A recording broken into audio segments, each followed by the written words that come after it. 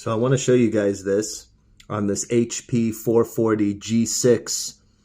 No matter how hard I push, it just won't go in. Okay? Now check this out.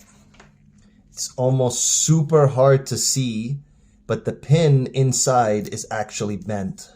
So you guys want to be very, very careful when plugging and unplugging this computer. So when if I can just, yeah, okay, I got it there. I'll bend it back. Okay, that looks a lot straighter than it was.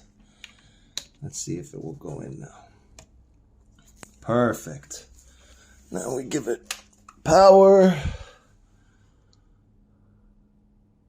Charging.